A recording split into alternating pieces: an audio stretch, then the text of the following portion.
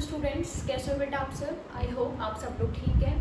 Last lecture के अंदर बेटा हमने व्हीटस्टोन ब्रिज पढ़ा था और हमने लास्ट में ये देखा था कि व्हीटस्टोन ब्रिज की एक एप्लीकेशन थी मीटर ब्रिज। मीटर ब्रिज के नाम से दो बातें क्लियर होती हैं। मीटर जो वर्ड आया है वो इसलिए आया है कि इसमें जो वायर यूज होती है उसकी लेंथ 1 मीटर मीन्स 100 सेंटीमीटर के बराबर होती है, और ब्रिज इसलिए आया है क्योंकि ये व्हीटस्टोन ब्रिज के प्रिंसिपल पे काम करता है। ठीक है, अब देखिए हमें इसके बारे में बिल्कुल बेसिक पढ़ा था कि ये कैसे काम करता है, और बेसिक बात है कि जो व्हीटस्टोन ब्रिज की बैलेंस कंडीशन है ये उसके ऊपर वर्क करता है। अगर मैं डायग्राम की बात करूँ फिर से, तो हमारे पास कुछ एल शेप की कॉपर की स्ट्रिप्स थी जिसको हमने थिक कॉपर स्ट्रिप बोला था। उसके बाद मेनली जो काम है हमारा वो अननोन रेजिस्टेंस को फाइंड करने का था। यहाँ पे हम एक रेजिस्टेंस लगाएंगे, यहाँ पे हम एक और रेजिस्टर लगाएंगे। मान लो ये वैल्यू R है, ये वैल्यू X है, मान लो ये नोन है, इसकी वैल्यू आपको पता है, और ये अननोन है, ये आपको निकालनी है। यहाँ से हमने एक वायर कनेक्ट की है, वायर की टोटल लेंथ 1 मीटर जो कि 100 सेंटीमीटर है, और यहाँ पे हमने एक गैल्वेनोमीटर कनेक्ट किया है, और साथ में हमारे पास एक जॉकी है जो कि बेसिकली स्लाइडिंग करने के लिए है। इसके ऊपर ऐसा टैप करके हम कॉन्टैक्ट बनाते हैं, और कॉन्टैक्ट बना के हम नल पॉइंट ढूंढते हैं। क्या ढूंढते हैं हम? हमारा काम है नल पॉइंट को फाइंड करना। जैसे ही नल पॉइंट आता है, मान लो ये वायर A है, ये वायर B है, और ये नल पॉइंट C आ गया, तो आपको पता है ये टुकड़ा एक रेजिस्टेंस का काम करेगा और ये टुकड़ा भी एक रेजिस्टेंस का काम करेगा। इतना हम पढ़ चुके हैं। अब सबसे पहले इसके बारे में हम 2-4 छोटी-छोटी चीजें बातें पढ़ लेते हैं। क्या? देखिए, ये हमारे पास नोन हो गया, अननोन हो गया। कोई जरूरी नहीं है कि आप अननोन यहाँ लगाओ, आप यहाँ पे भी लगा सकते हो, कोई प्रॉब्लम नहीं है। बेटा यहाँ पे एक स्केल फिट होता है। जैसे ये मान लो कि यहाँ पे एक स्केल है, ऐसे इसमें मार्किंग लगी हुई है कि आप यहाँ पे क्या कर सकते हैं, जैसे इस तरीके से आपका ये पॉइंट आया यहाँ पे, तो आप इसे मेजरमेंट कर सकते हैं कि कितनी लेंथ आ गई यहाँ से। तो हम यहाँ से L की वैल्यू कैलकुलेट करेंगे। मान लो यहाँ तक वैल्यू L है, तो ये कितनी बची? ये 100 माइनस L, क्योंकि ये हम सेंटीमीटर में कैलकुलेट करना चाहते हैं। और आपको पता है इसके अपोन में ये, तो मतलब R upon X is equal to इसके अपोन में ये, तो L upon 100 minus L। Clear है बेटा? ठीक है, अब इसके बारे में कुछ थ्योरेटिकल बातें पढ़ते हैं छोटी छोटी। पहला पॉइंट बेटा ये है कि ये जो वायर है ये किसकी बनी होती है। तो मैंने 2 नाम बताए थे आपको, कॉन्स्टेंटन एंड मैग्नीज। कॉन्स्टेंटन और मैग्नीज, ये वायर पर्टिकुलरली इन्हीं 2 मटेरियल की क्यों बनी होती है, मतलब कुछ स्पेसिफिक मटेरियल की रिक्वायरमेंट क्यों है। कॉन्स्टेंटन एंड मैग्नीज, इसकी रिक्वायरमेंट इसलिए है बेटा क्योंकि आपको पता है कि इनका अल्फा अप्रोक्सीमेटली 0 होता है। अल्फा क्या है? टेम्परेचर कोफिशिएंट, मतलब अल्फा आपको ये बताता है कि किस तरीके से टेम्परेचर चेंज करने से रेजिस्टेंस चेंज होता है। अब ये आपका सेटअप है बेटा। अब मान लो आप यूज कर रहे हो सेटअप को, हो सकता है आप मॉर्निंग में यूज कर रहे हो, इवनिंग में यूज कर रहे हो, गर्मी में यूज कर रहे हो, सर्दी में यूज कर रहे हो, मीन्स आप डिफरेंट टेम्परेचर्स के टाइम में इस सर्किट को यूज कर रहे हो। अगर मान लो इस सर्किट की वायर का रेजिस्टेंस ही चेंज हो गया, तो इसका मतलब आपके आंसर्स में वेरिएशन आ सकता है। तो हम ये चाहते हैं कि हमारे टेम्परेचर से इस वायर के रेजिस्टेंस पे कोई खास फर्क ना पड़े, इसलिए हम ऐसे मटेरियल्स को यूज करना चाहते हैं जिनका रेजिस्टेंस टेम्परेचर के साथ ज़्यादा इफेक्ट नहीं होता। तो इसके लिए हमारे पास 2 स्पेशल अलॉयज होते हैं। तो ये क्वेश्चन 1 मार्क्स का आपका बन सकता है कि किन स्पेशल मटेरियल से बनती है। कॉन्स्टेंटन एंड मैग्नीज से बनती है। क्यों? क्योंकि उनका टेम्परेचर कोफिशिएंट जो होता है वो 0 होता है, मतलब इनका जो रेजिस्टेंस है वो almost R is independent, almost independent of temperature. ये हमारा रीजन है। उसके अलावा देखिए बेटा, आपको कल बताया था जो कि एल शेप की हमारी स्ट्रिप्स बोलते हैं, ये एल शेप की स्ट्रिप है, ये कॉपर की स्ट्रिप होती है। अब कॉपर की क्यों होती है? देखिए बेटा, बेसिकली आप इस पॉइंट और इस पॉइंट के बीच में कनेक्शन बनाना चाहते हैं। ये जो एल शेप है ये क्या कर रहा है, ये आपको कनेक्शन बना के दे रहा है। जैसे आप सर्किट्स को कनेक्ट करते हैं ना, जैसे मान लो ये आपके पास रेजिस्टेंस है, ये आपके पास रेजिस्टेंस है, आपको एक बैटरी कनेक्ट करनी है, तो आप कहते हैं कि हमने देखो इस तार का यूज किया है, ये जो वायर है इस वायर का यूज किया है आपने इस एंड को इनके साथ टाई करने के लिए। तो बेसिकली इस एंड को और इस एंड को कनेक्ट करना है, क्योंकि आप देख सकते हैं जो हमारा व्हीटस्टोन ब्रिज होता है उसका डायग्राम कुछ इस तरीके से होता है। देखिए, तब हम डायग्राम बनाते हैं तब हम क्या शो करते हैं कि यहाँ पे कनेक्शन है, मतलब इस रेजिस्टेंस का एक पॉइंट इस रेजिस्टेंस के इस पॉइंट के साथ कनेक्टेड है।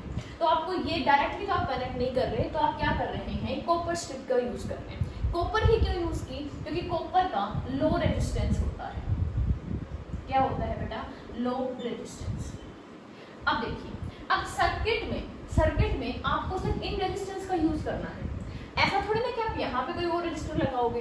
अगर बेटा आप यहाँ पे कोई और रजिस्टर लगाओगे तो इसके साथ सीरीज में हो गया, यहाँ पे कुछ और रजिस्टर लगा दोगे तो इसके साथ सीरीज में हो गया, और सीरीज में हो गया तो रेजिस्टेंस की वैल्यू चेंज हो गई। तो देखिए यहाँ पे हमारा काम है कनेक्शन करना, और कनेक्शन करने से आपके सर्किट पे इफेक्ट नहीं आना चाहिए। ध्यान रखिए बेटा कि आपको इन पॉइंट्स को कनेक्ट जरूर करना है, लेकिन कनेक्शन के टाइम पे क्या नहीं होना चाहिए, बहुत ज़्यादा इफेक्ट नहीं होना चाहिए। तो हम एक ऐसे मटेरियल का यूज करते हैं जिसका रेजिस्टेंस काफी लो होता है। तो बोर्ड पॉइंट ऑफ व्यू से आपके ये दो क्वेश्चन बन सकते हैं। ये जो कॉपर वायर है इसी को क्यों यूज किया जाता है, क्योंकि हमें बेसिकली इस पॉइंट का और इस पॉइंट का कनेक्शन बनाना है। अब कनेक्शन बनाने के चक्कर में हम रेजिस्टेंस तो बढ़ा नहीं सकते सर्किट का, तो हम एक ऐसा मटेरियल यूज करेंगे जिसका खुद का रेजिस्टेंस कैसा हो, लो। ठीक है बेटा, अब देखिए, अब आपके पास क्वेश्चन करने की बारी आती है। तो कुछ सिंपल क्वेश्चन के साथ हमारे यहाँ पे एक छोटा सा फैक्टर है जो न्यूमेरिकल पॉइंट ऑफ व्यू में आपकी हेल्प करेगा। एक वर्ड आता है एंड करेक्शन।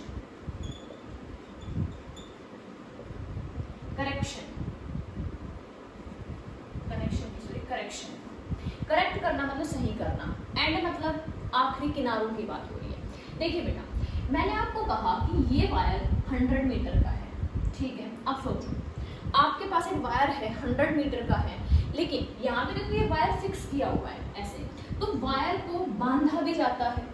तो ये जो लेंथ होती है, अगर आप लैब में देखेंगे तो ये एग्जैक्टली 100 की बजाय थोड़ा सा ज़्यादा होती है, क्योंकि आपको यहाँ टाई करने के लिए तो क्या चाहिए, वायर का एक टुकड़ा चाहिए।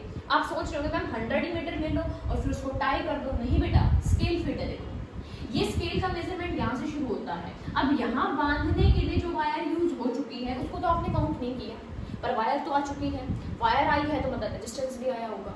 दूसरा, आपने कॉपर का यूज किया यहाँ कनेक्शन बनाने के लिए जिसका रेजिस्टेंस लो है, जीरो तो नहीं है ना, मतलब ये रेजिस्टेंस लो है, ये आपकी सर्किट को इतना इफेक्ट नहीं करेगा, ऐसा हम मान के चलते हैं। पर आप सोचिए, कहीं ना कहीं तो इफेक्ट कर सकता है ना। मतलब ये जो एंड है जहाँ पे आपने कनेक्शन किया है, यहाँ पे दो गड़बड़ है। एक तो ये 100 मीटर वायर को बांधने के लिए थोड़ी सी एक्स्ट्रा वायर चाहिएगी, ये कॉपर की वायर है, ये भी होगी, इसका भी कुछ रेजिस्टेंस होगा, तो मतलब हमारी लेंथ में कुछ चेंजेस हो सकते हैं। तो देखिए बेटा, यहाँ पे अब आप क्या करेंगे, आप कहेंगे कि भाई ये जो रेजिस्टेंस है ये किसी ना किसी लेंथ के इक्विवेलेंट होगा। तो मान लो यहाँ पे एक एक्स्ट्रा E1 लेंथ है, यहाँ पे एक एक्स्ट्रा E2 लेंथ है। ये जो E1 एंड E2 है ये रेजिस्टेंस है हमारे लिए, है तो एक तरीके की लेंथ, पर ये इक्विवेलेंट टू रेजिस्टेंस है। ठीक है, अब देखिए, अब हम कहेंगे अगर हमें एंड करेक्शन जैसा कोई क्वेश्चन मिल जाए, ऐसा क्वेश्चन भी करेंगे हम, तो आपको क्या करना है, आप कहेंगे भाई हमने मेजरमेंट की लेंथ L, पर थोड़ा सा करेक्शन हो सकता है यहाँ पे E1 का। हमने अगर ये L है तो बची लेंथ 100 माइनस L होती है, पर यहाँ पे करेक्शन होता है E2। तो आप ये फॉर्मूला और लिख लीजिए, ये फॉर्मूला हमारे क्वेश्चन सॉल्व करने में हेल्प करेगा। किस तरीके से करेगा वो हम तब न्यूमेरिकल करेंगे तो आपको बहुत अच्छे से समझ आएगा। तो यहाँ तक समझ आए बेटा बात, हमने 2 थियोरेटिकल क्वेश्चंस का आंसर किया और एक नया फॉर्मूला इंट्रोड्यूस किया है। ये कब है, तब आपसे बोलते हैं एंड करेक्शन करना है, और एंड करेक्शन से आप समझना ना कि ये जो कॉपर वायर है और यहाँ जो बांधने के लिए वायर एक्स्ट्रा यूज की है, जिसको अभी तक हम नेग्लेक्ट कर रहे थे, उसका इफेक्ट भी इंक्लूड किया गया है। क्लियर हुआ बेटा? ठीक है, तो आप ये फॉर्मूला नोट कीजिए, इसका क्वेश्चन का रीजन नोट कीजिए और इस क्वेश्चन का रीजन नोट कीजिए, और फिर अब हम क्वेश्चंस प्रैक्टिस करते हैं। देखिए बेटा, बिल्कुल बेसिक और सिंपल क्वेश्चन से स्टार्ट करेंगे, तब भी हमारे पास क्वेश्चन आएगा मीटर ब्रिज का, तो हमें डायग्राम तो बनाना आना चाहिए। पर क्या हम ये जो एल शेप की स्ट्रिप्स हैं, क्या ऐसे भी डायग्राम बार बार बनाएंगे तो हमारा डायग्राम बनाने में ही टाइम वेस्ट हो जाएगा। तो एक सिंपल डायग्राम बनाना है हमें, जस्ट क्योंकि बिना डायग्राम के क्वेश्चन करने में मुश्किल आएगी। देखिए, अब हम आपके मॉड्यूल से ही क्वेश्चन स्टार्ट करते हैं। तो आपके मॉड्यूल में क्वेश्चन दे रखा है बेटा, बिल्कुल इजी सा क्वेश्चन है। देखिए, ये कहता है कि if there is no reflection in the galvanometer connected circuit बना देते हैं।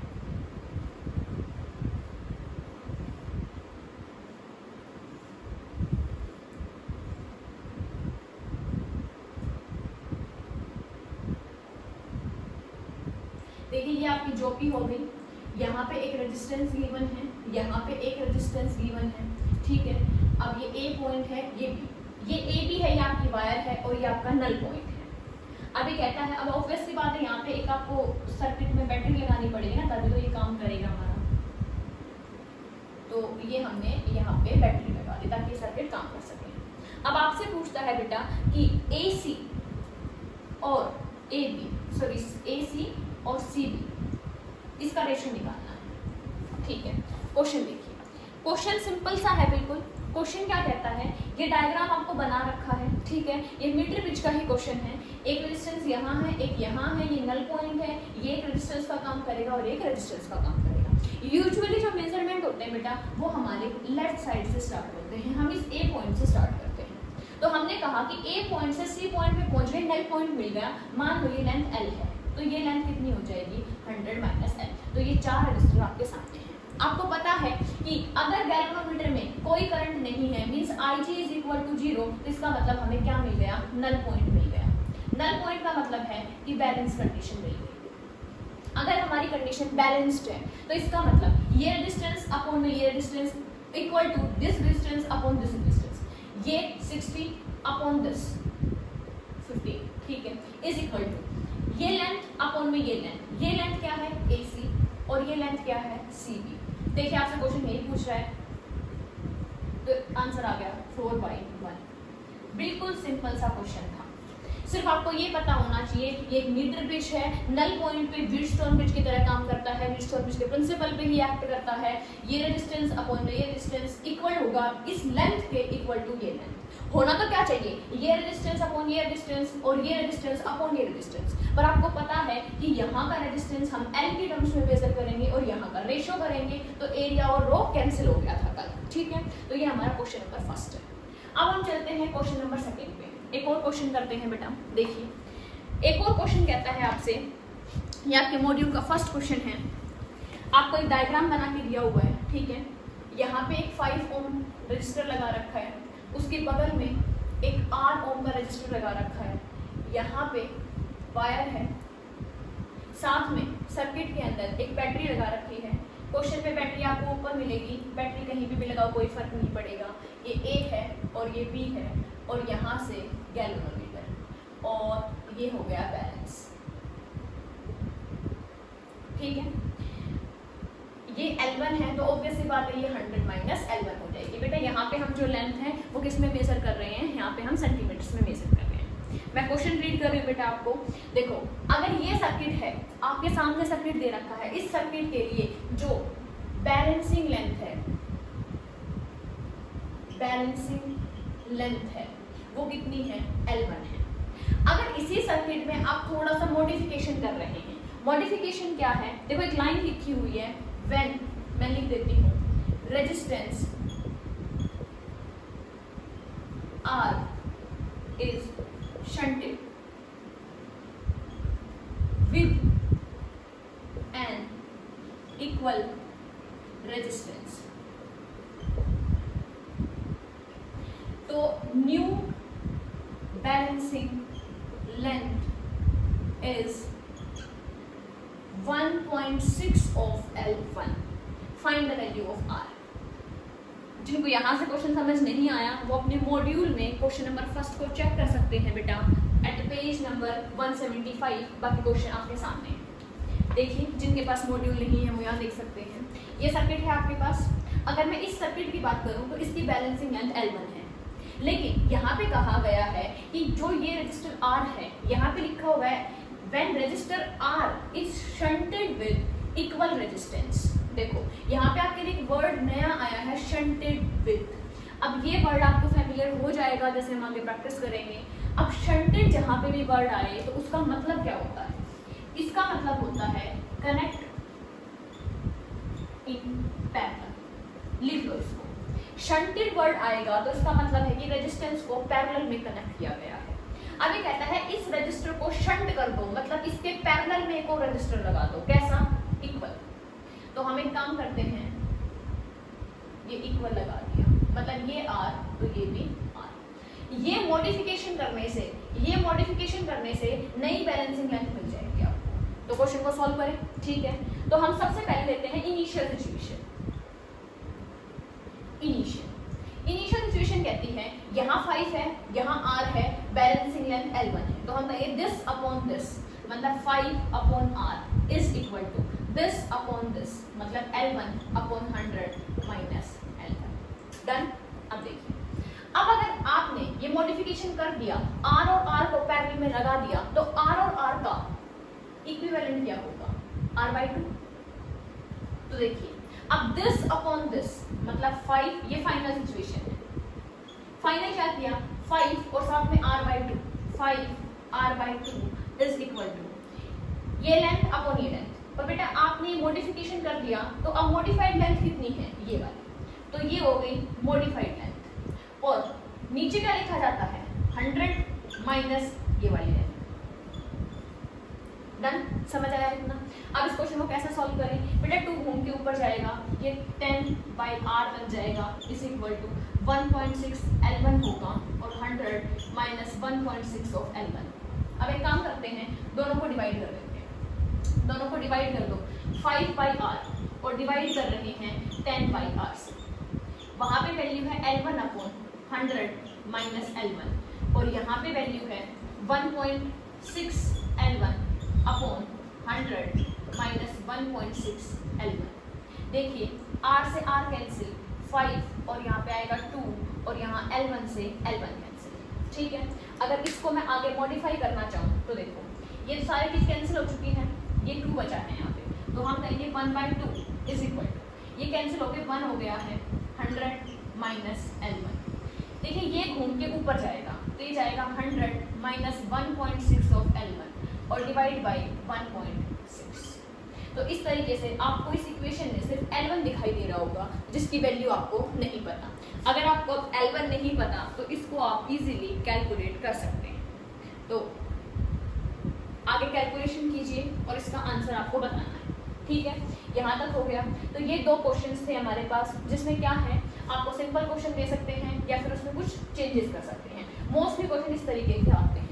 ऐसे क्वेश्चन बोर्ड्स में भी काफ़ी बार आते हैं बेटा, जिसमें आपको पैरेलल में कुछ लगा देगा, हो सकता है सीरीज में भी कुछ लगाते हैं, ऐसा जरूरी नहीं है। पर अगर शंटेड वर्ड है तो इसका मतलब पैरेलल में ही लगाया गया है, इस चीज़ का ध्यान रखना, ठीक है।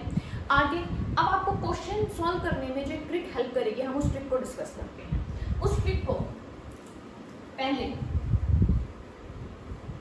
हम इस तरीके से करते हैं कुछ, ये देखिए, मान लो कि आपको क्वेश्चन गिवन है, यहाँ पे एक 10 ओम का रजिस्टर है, यहाँ पे 20 ओम का है और यहाँ पे इस क्वेश्चन से आपको 2 से 3 फैक्ट समझाने की कोशिश की जाएगी। ये देखिए, ये A वायर है, ये B वायर है और ये C बैलेंस पॉइंट। ऑब्वियसली बात है बेटा, बैटरी लगी होगी सर्किट में, उसकी चिंता आप मत करो। देखो, कोई आपको बोल दे ये 10 है, ये 20 है, बैलेंसिंग लेंथ फाइंड करो, मीन्स आप L1 की वैल्यू बताओ और आप 100 माइनस L1 की वैल्यू बताओ। तो देखिए बेटा, अब आप बताइए, एक बात सोचिए, गैस कीजिए, L1 का आंसर ज्यादा आएगा या 100 माइनस L1 का ज्यादा आएगा? पता नहीं, नए नए हैं, क्वेश्चन प्रैक्टिस कर रहे हैं, चलो देखते हैं।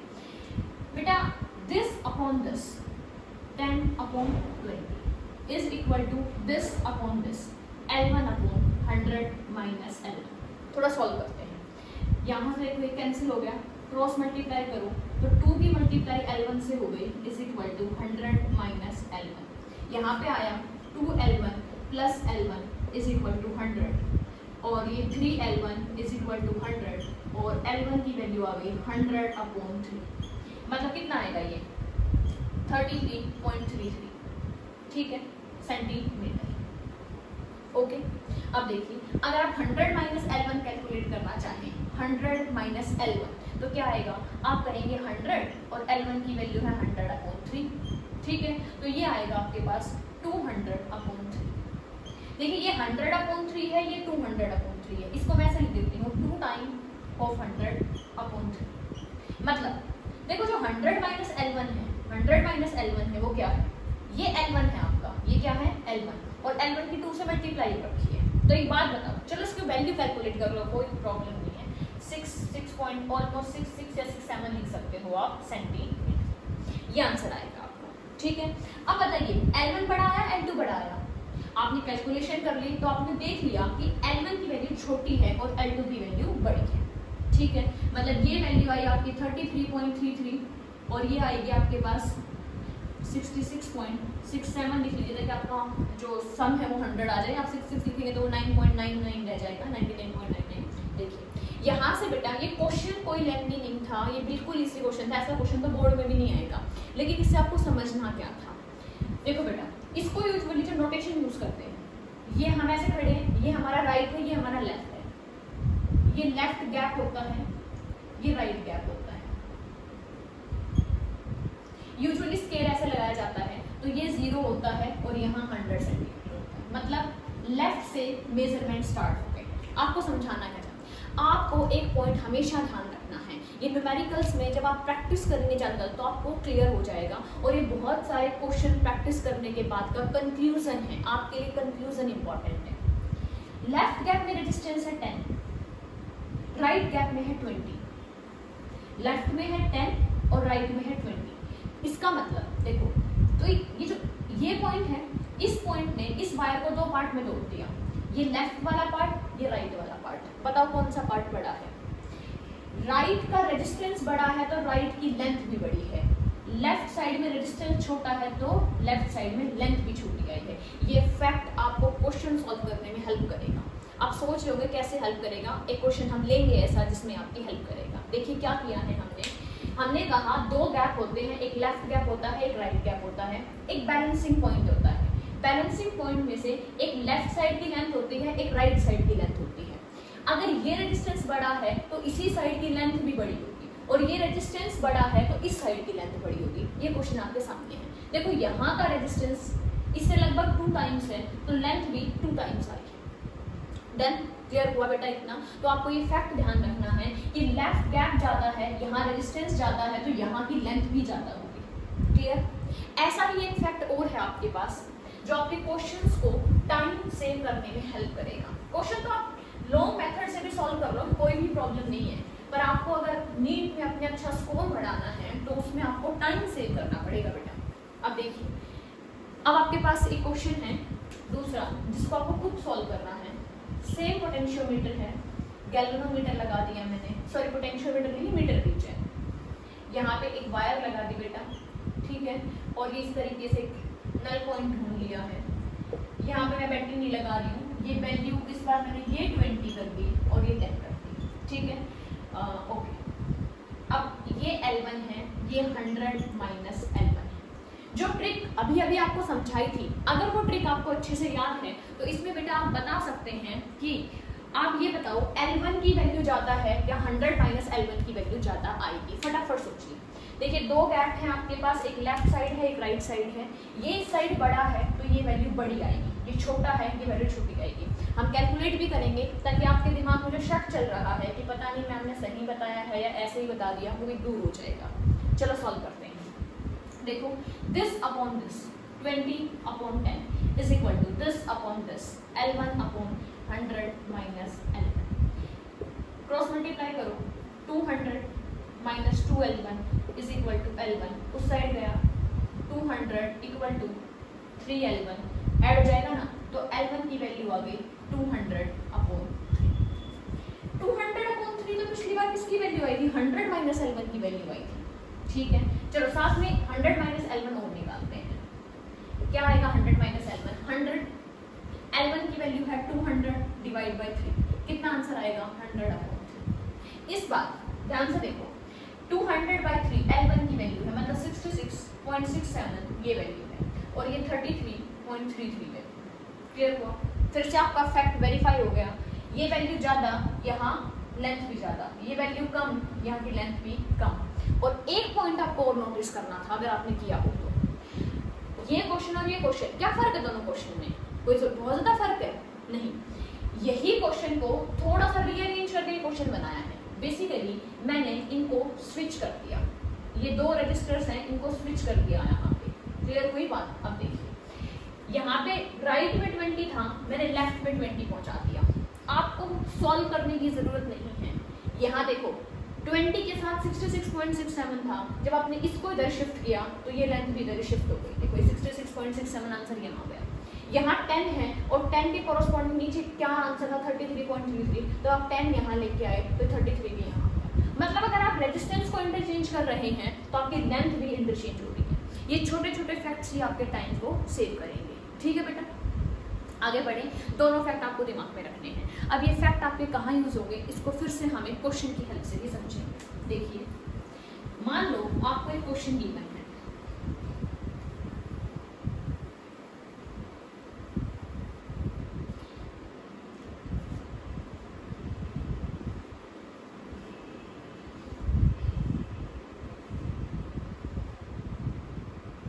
ठीक है,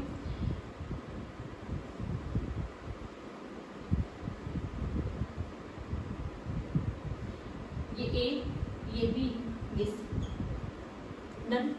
देखिए अब क्वेश्चन है आपके पास, मान लो यहाँ एक रेजिस्टेंस है x और यहाँ एक रेजिस्टेंस है हमारे पास 2। आपको इंफॉर्मेशन गिवन है x की वैल्यू ग्रेटर है 2 से, x की वैल्यू ग्रेटर है 2 से, ठीक है। और यहाँ पे आपको लेंथ मिलती है L1, तो ऑब्वियस सी बात है ये होगी 100 माइनस L1। क्लियर? अब देखिए, अब क्वेश्चन ये आपके AIPMT में आया हुआ क्वेश्चन है बेटा। अब उन्होंने कहा if we interchange the resistance, then null point shifted by 40 20 कर लो। चलो देखिए क्वेश्चन समझिए, पहले क्वेश्चन समझिए और एक बार खुद से सॉल्व करने की कोशिश कीजिए। देखिए क्वेश्चन कहता है, ये डायग्राम आपके सामने गिवन है, दो अननोन है इस डायग्राम में, ना तो आपको x पता ना आपको L1 पता। अगर आपको ये पता होता तो आप इनका फटाफट रेशियो निकालते और आप L1 निकाल लेते हैं। ऐसा क्वेश्चन हमने पीछे किए हैं। अगर आपको L1 बता देता तो आप x निकाल लेते, पर यहाँ पे तो दो अननोन हो गए। ठीक है, अब इन्होंने इस क्वेश्चन में आगे कहा है कि एक तो इन्फॉर्मेशन ये है कि x की वैल्यू बड़ी है और 2 की वैल्यू कैसी है, छोटी है। अभी कहता है कि आप इनको इंटरचेंज कर दो। देखो अब हम इस इन्फॉर्मेशन के अकॉर्डिंग वर्क करेंगे, जैसे क्वेश्चन बोल रहा है वैसे प्रोसीड करते जाओ। नया डायग्राम बनाएंगे, हम कहेंगे इंटरचेंज करके इनको, मतलब इस बार 2 यहाँ आ चुका है और इस बार x यहाँ चला गया, ये रजिस्टर भी है। ठीक है, अब देखिए, अब आपको पता है कि ये गैल्वेनोमीटर, फिर से आप क्या ढूंढेंगे, आप नल पॉइंट ढूंढेंगे। लेकिन एक बात बताओ बेटा, लेकिन आपने इंटरचेंज कर दिया तो क्या अभी भी नल पॉइंट L1 रहेगा? नहीं, नल पॉइंट भी चेंज हो जाएगा। तो मैं मान लेती हूँ after interchange null point is L2 और ये लेंथ हो गई 100 माइनस L2। अब देखिए, आपको वैल्यू क्या निकालनी है, आपको x की वैल्यू निकालनी थी। आपको किसकी वैल्यू निकालनी थी? Find x। तो आप सोचेंगे कि मैम जैसे ही मीटर ब्रिज का क्वेश्चन आएगा हमें एक इक्वेशन पता होती है, दिस अपॉन दिस, मतलब x upon 2 is equal to this upon this, L1 upon 100 minus L1। लेकिन निकालें कैसे? L1 पता होता, मान लो L1 की वैल्यू 50 होती सपोज, तो 50 अपॉन ये 100 माइनस 50, 50 50 कैंसिल, मतलब 1 अपॉन 1, मतलब x की वैल्यू 2। लेकिन L1 तो पता ही नहीं। ठीक है, क्वेश्चन के अकॉर्डिंग हमने ये डायग्राम बना दिया। इस डायग्राम को करते हैं, this upon this 2 upon x is equal to this upon this L2 upon, लो भाई ये भी है और ये भी इक्वेशन है। अब क्या सोचेंगे आप, इनको इक्वल करो, कुछ करो, लेकिन एक बात सोचो, इक्वेशन अभी तो आपके पास 2 ही आई हैं। आप सोच रहे होंगे भाई यहाँ पे x/2 है, यहाँ पे 2/x है, क्यों ना इनको मल्टीप्लाई कर दिया जाए, फिर कुछ कैंसिल हो जाए। लेकिन देखो वेरिएबल कौन कौन है, x है, L1 है, L2 है, मतलब इनकी वैल्यू आपको नहीं पता और इक्वेशन कितनी है? 2। ऐसा कर सकते हो, सोचो थोड़ा सा, क्या आप 2 इक्वेशन के साथ 3 वेरिएबल्स को सॉल्व किया जा सकता है? सोचिए ध्यान से। 2 हमारे पास क्या है, वेरिएबल्स हैं, और हमारे पास वेरिएबल 3 है और इक्वेशन कितनी है? सिर्फ 2 है। क्या करें बेटा? ये पॉइंट हमने कहाँ यूज किया, यहाँ पे ध्यान से सुनिए क्या पॉइंट है। मैंने कहा है कि नल पॉइंट शिफ्ट हो जाएगा। लेकिन शिफ्ट कहाँ होगा? अगर ये नल पॉइंट था, ये तो यहाँ भी जा सकता है और ये यहाँ भी जा सकता है। क्लियर हुई बात? देखिए मान लो फॉर एग्जाम्पल लेंथ है, ये पहले 10 थी, मान लो L की वैल्यू 10 थी और मैंने कहा 20 से शिफ्ट कर गया। चलो यहाँ पे आप समझ जाओगे 20 तो फिर इधर नहीं जाएगा। मान लो ये L की वैल्यू 40 है, अगर ये इधर शिफ्ट करेगा तो पहले 40 थी, इधर और चला गया, कितना चला गया? 20, तो आप कहेंगे 40 20 हो गया 60। लेकिन ये इधर भी तो आ सकता है। आप कैसे इंश्योर करेंगे कि यहाँ पे शिफ्ट का मतलब लेफ्ट साइड है या राइट साइड है? समझ आया क्वेश्चन क्या है? कि इस क्वेश्चन में आपको यह आइडेंटिफाई करना है ये शिफ्ट कौन सी साइड हो रहा है। तो यहाँ पे हम अपनी ट्रिक यूज करेंगे, ध्यान से देखिए। एक बात बताओ बेटा, अगर L1 40 है, अगर L2 आपको कोई बता दे कि L2 की वैल्यू L1 से बड़ी है, L2 की वैल्यू क्या है? L1 से बड़ी है, तो आप क्या कर सकते हैं? आप ये कह सकते हैं बड़ी है तो इसमें कुछ ऐड होगा तभी तो ये वैल्यू आएगी ना। ठीक है, तो हम अपने पिछले क्वेश्चन में जो हमने ट्रिक सीखी थी उसको यूज करते हैं। हम ये कहेंगे भाई ये डायग्राम और ये डायग्राम ध्यान से देखो, ये x है ये 2 है, अब 2 यहाँ चला गया, x यहाँ चला गया। आपको पता है रेजिस्टेंस इंटरचेंज कर दो तो लेंथ भी इंटरचेंज हो जाती है। मतलब अब ये हो गया 100 माइनस L1 और ये हो गया यहाँ पे L1 यहाँ चला गया और ये यहाँ चला गया। इसको भी तो मैंने क्या नाम दिया था? L2। तो मैंने कहा 100 minus L1 is equal to L2। तो इसका मतलब यहाँ चला गया तो 100 equal to L1 plus L2। अब आप सोच रहे होंगे कि मैम अब तो हमारे पास 3 इक्वेशन आ गई। हमने एक छोटा सा फैक्ट यूज किया कि रेजिस्टेंस इंटरचेंज करने से लेंथ भी इंटरचेंज हो जाती है। 2 इक्वेशन हमने बना रखे थे और तीसरी इक्वेशन और आ गई। अब हम क्वेश्चन को सॉल्व कर सकते हैं क्योंकि 2 इक्वेशन और 2 वेरिएबल, पर फिर भी क्वेश्चन लेंथी पड़ेगा। आगे सुनिए ध्यान से। देखिए इस फैक्ट का यूज कैसे करेंगे हम। यहाँ पे आपको बताया है बेटा कि x की वैल्यू बड़ी है। अगर x की वैल्यू बड़ी है तो एक बात सोचो, ये बड़ी है तो L1 भी क्या होगा? बड़ा। देखो x इज ग्रेटर देन 2, ये वाला पोर्शन इससे बड़ा है तो L1 is greater than 100 minus L1। समझ आई बात? देखिए L1 is greater than 100 minus L1, L1 की वैल्यू 100 माइनस L1 से बड़ी होगी। ठीक है, अब देखिए अब L1 ये 100 माइनस L1 फिर हमने किसके बराबर मान रखा? L2। तो मतलब L1 is greater than L2 कि L1 की वैल्यू किससे बड़ी है? L2 की। अब एक बात बताओ, इसकी वैल्यू अगर ये L1 थी, ये बड़ी वैल्यू है, अब शिफ्ट कर रहे हो और शिफ्ट करके छोटी वैल्यू पे पहुंच रहे हो। देखो मान लो आप 0 से शुरू किया, आप यहाँ पे हो फिलहाल, अब आपको शिफ्ट करना है। आप यहाँ पे शिफ्ट करोगे, यहाँ पे भी शिफ्ट करोगे, लेकिन शिफ्ट करके आप छोटी वैल्यू पे पहुंच रहे हो तो आप इस साइड शिफ्ट कर रहे हो। बात समझ आई? अब देखो, अब यार ऐसे समझ लो, शिफ्ट कितने का आया? शिफ्ट मतलब चेंज कितने का आया? चेंज आया 20 का। बड़ा कौन है? L1। तो आपको क्या लिखना चाहिए? L1 माइनस L2 लिखना चाहिए 20। अब देखो 2 इक्वेशन 2 वेरिएबल, यहाँ से L1 L2 निकाल दो और क्वेश्चन ज़्यादा आसान हो जाएगा। ठीक है, इस क्वेश्चन को मैं समराइज कर देती हूँ एक बार। अच्छा क्वेश्चन था ये, आपके दोनों फैक्ट्स यूज हुए थे यहाँ पे। ये सर्किट था, फिर ये सर्किट बनाया गया, इससे इस सर्किट बनाने पे 20 का शिफ्ट आया। मतलब इस लेंथ में और इस लेंथ में 20 का फर्क है, पर ये देखना है बड़ी कौन सी है। हम कहेंगे x बड़ा है तो ये वाली लेंथ बड़ी है, ये लेंथ बड़ी है और ये लेंथ छोटी है। शिफ्ट किया है, इंटरचेंज किया है, तो ये लेंथ यहाँ आ जाएगी और ये लेंथ यहाँ चली जाएगी। जिसका मैंने नाम L2 दिया था, जरूरी नहीं है मैं उसको L2 बोलूँ, मैं उसको 100 माइनस L1 भी कह सकती हूँ, क्योंकि यही लेंथ शिफ्ट होकर यहाँ जाएगी। और यहाँ पे देखो फटाफट, अगर x बड़ा था तो ये वाला पोर्शन बड़ा होगा, मतलब L1 बड़ा होगा। किससे? 100 माइनस L1 से। और 100 माइनस L1 ही L2 पे, मतलब पहले बड़ा था अब छोटा हो गया, तो बड़े में से ही छोटा माइनस करके शिफ्ट निकाल देंगे। क्लियर हुआ बेटा? क्वेश्चन को प्रैक्टिस करना, नहीं आए तो आप मुझसे कॉन्टैक्ट कर सकते हैं। ठीक है, अब आगे देखिए, यही मेनली हमारे इंपॉर्टेंट क्वेश्चन थे मीटर ब्रिज से रिलेटेड। तो हमारे मीटर ब्रिज के लगभग इंपॉर्टेंट क्वेश्चन खत्म हो गए हैं। इसके अलावा आपके पास इन शॉर्ट छोटे छोटे क्वेश्चंस होंगे, उनको आप प्रैक्टिस कर सकते हैं। अब हमारे इस चैप्टर में हमें और भी डिवाइसेस पढ़ने हैं। मीटर ब्रिज हमारा एक डिवाइस था, अब इसके अलावा हम नेक्स्ट पढ़ेंगे पोटेंशियोमीटर। अब हमारे पास एक नया डिवाइस आने वाला है पोटेंशियोमीटर। लेकिन पोटेंशियोमीटर तक पहुंचने से पहले हम आपको एक कुछ छोटी छोटी चीज़ें हैं वो इंट्रोड्यूस करना चाहेंगे। उनके ऊपर अगर हमारी पकड़ होगी तो हम पोटेंशियोमीटर के क्वेश्चन बिल्कुल ईजिली कर सकते हैं। तो हम एक नया वर्ड पढ़ना जा रहे हैं बेटा, पोटेंशियल ग्रेडियंट। पोटेंशियल ग्रेडियंट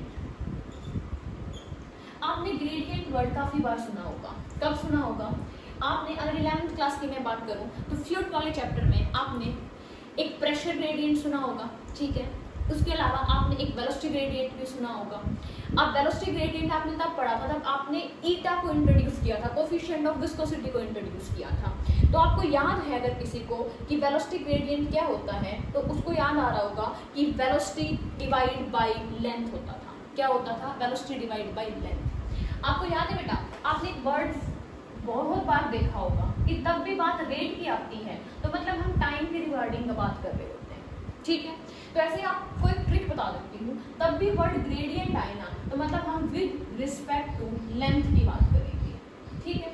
अब देखिए पोटेंशियल ग्रेडियंट मतलब potential per unit length, potential drop per unit length,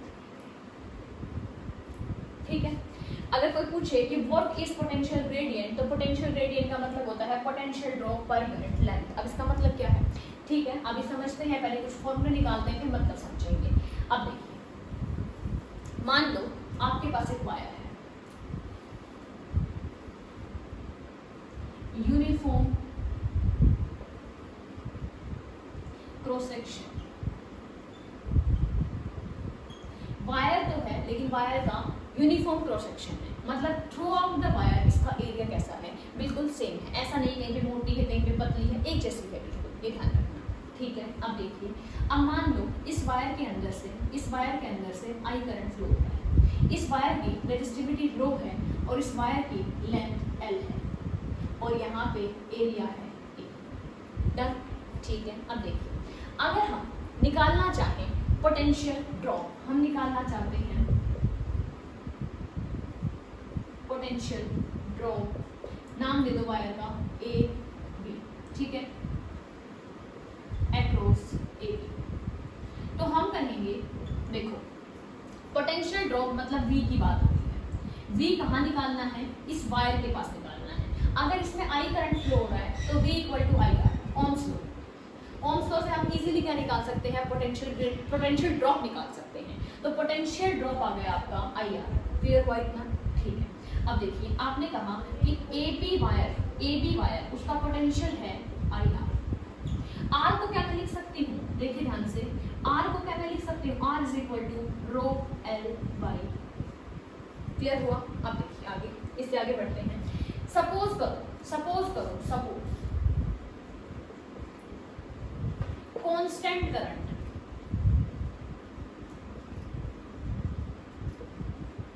is flowing through wire of uniform cross section,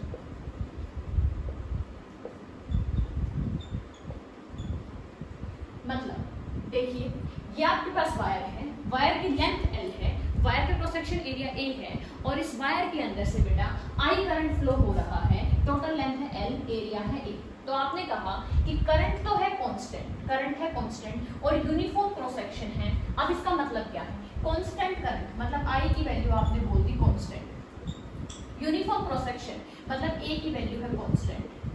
अब पूरी वायर ऐसा थोड़ी ना कि ये टुकड़ा आयरन का है, ये टुकड़ा मैग्नीशियम का है, ये टुकड़ा सिल्वर का है, नहीं, पूरी वायर एक ही मटेरियल से बनी है। तो इसका मतलब मटेरियल सेम है तो रो भी हो गया कांस्टेंट, ठीक है।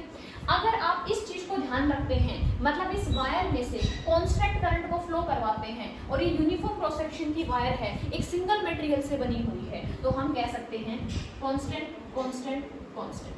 मतलब VAB is equal to some constant multiply by length. अब देखिए बेटा अब कांस्टेंट है तो मैं इसको ऐसे लिख सकती हूँ V is directly proportional to L, ध्यान से देखिए। और इस कांस्टेंट को मैं K से डिनोट कर देती हूँ, किससे डिनोट कर देती हूँ? K से, मतलब मैं इसको ऐसे लिख देती हूँ KL। भाई कांस्टेंट ही तो मानना है, कांस्टेंट तो कुछ भी मान लो। तो मैंने K किसकी जगह लिखा है? मैंने I, रो और A। ये जो K है ये बेसिकली क्या है? I, रो और A, क्लियर हुआ। एक बार दोबारा देखिए, मैंने कहा एक वायर है यूनिफॉर्म क्रॉस सेक्शन है, आई करंट फ्लो कर रहा है, कांस्टेंट करंट है, ये सारी चीजें कांस्टेंट है। पोटेंशियल ड्रॉप होता है V equal to I R का फॉर्मूले में R पुट कर दिया, रो L बाई A। जो कांस्टेंट है उस सभी को एक साथ K से रिप्रेजेंट कर दो और फॉर्मूला आ गया आपके पास V is equal to KL। अगर आप K पुट कर देते हो तो यहाँ पे आ जाता है आपके पास V is equal to KL, ये फॉर्मूला आ जाता है। ठीक है, डन।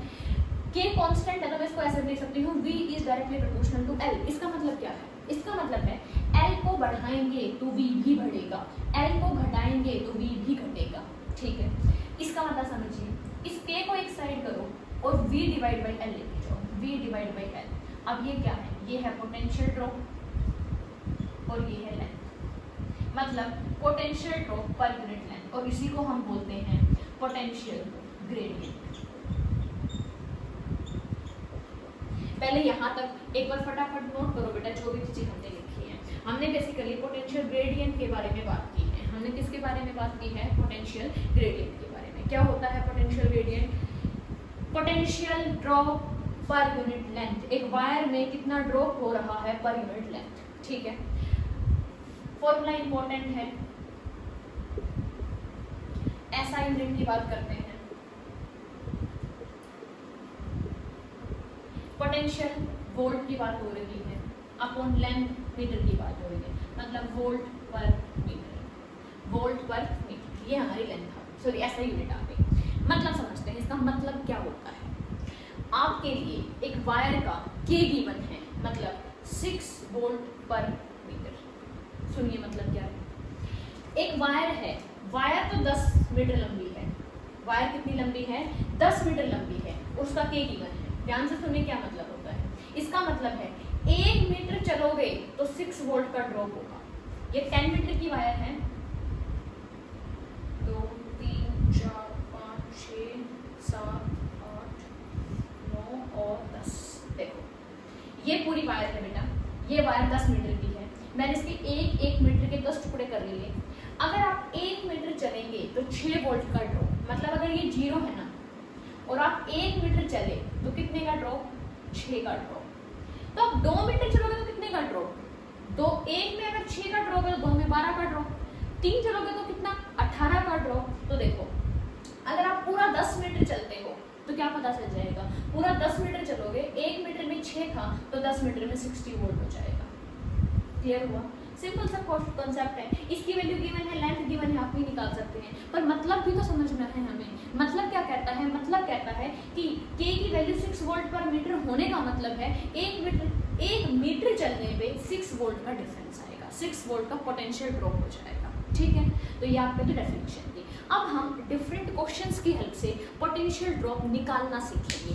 फॉर्मूला आपको पता होना चाहिए, V अपॉन L। अब देखो इस वायर के अकॉर्डिंग निकालना है, तो देखो ये V में तुम्हें ध्यान हो तो मैं यहाँ पे A भी लिखती हुई आ रही थी, मतलब ये V किसका लेना है? इस वायर का। V किसका लेना है? वायर का। जिस वायर के अक्रॉस आप निकालना चाहते हो उसका V लिखो और उसके अपॉन में L कर दो, उसका V लिखो और उसके अपॉन में L। हम 3 या 4 क्वेश्चन करेंगे, लेकिन अच्छे क्वेश्चंस, हर क्वेश्चन में एक स्टेप आगे बढ़ते जाएंगे। और देखो आपको निकालना सीखना है सिर्फ पोटेंशियल ग्रेडियंट। अब आप सोच रहे हो क्यों सीख रहे हैं? क्योंकि बेटा जो हम नेक्स्ट डिवाइस पढ़ेंगे पोटेंशियोमीटर, ये उसका प्रिंसिपल रहेगा। क्या रहेगा उसका प्रिंसिपल? अब 3 क्वेश्चन और आपकी अच्छी कमांड हो जाएगी, क्योंकि हम तीनों क्वेश्चन डिफरेंट टाइप के लेंगे। सबसे इजी, सबसे आसान क्वेश्चन,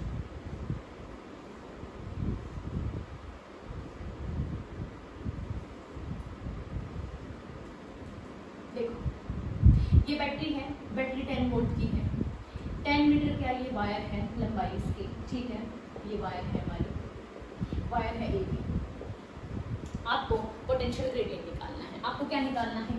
तो आप कहेंगे V निकालेंगे AB का और लेंथ लिखेंगे AB की, तो क्या आ जाएगा? AB का। छोटी सी बात है, देखो ये 0 तो कनेक्टिंग वायर है तो ये भी 0, अगर ये 0 तो ये 10 और ये भी 10। तो आप समझ गए AB के बीच में कितना डिफरेंस है? डिफरेंस है 10 का, तो आपने कहा 10 और लेंथ कितनी है? 10। इसका मतलब 1 वोल्ट पर मीटर, मतलब 1 मीटर आगे बढ़ेंगे तो 1 ड्रॉप होगा, 2 मीटर आगे बढ़ेंगे बढ़ेंगे 2 वोल्ट ड्रॉप होगा, 3 मीटर आगे बढ़ेंगे 3 वोल्ट ड्रॉप होगा। यहाँ पे 0 है, अगर आप 1 मीटर आगे चले गए तो यहाँ 1 का है, 2 मीटर चले गए तो 2 का ड्रॉप है, 10 मीटर चले गए तो 10 का ड्रॉप है। क्लियर हुआ? ये था हमारा क्वेश्चन नंबर 1, बहुत आसान था। आगे देखिए, सेम क्वेश्चन, बिल्कुल सेम क्वेश्चन, 10 वोल्ट है, ठीक है। यहाँ पे 2 ओम का रजिस्टर लगा दिया, यहाँ पे हमारी वायर है, लेंथ होगी 10 मीटर है, सेम वायर है 10 मीटर है। बेटा हर वायर का रेजिस्टेंस होता है ना, मान लो इस वायर का रेजिस्टेंस है 8 ओम, ये रेजिस्टेंस है AB वायर का, ये लेंथ है AB वायर की और ये खुद AB वायर है। काम क्या है? फिर से आपका काम है पोटेंशियल ग्रेडियंट निकालना। एक बार आप कोशिश कीजिए, फिर हम निकालते हैं। देखिए, देखो potential gradient K is equal to V divide by L। इसका चाहिए AB का, तो V भी किसका? AB का, लेंथ भी किसकी? AB की।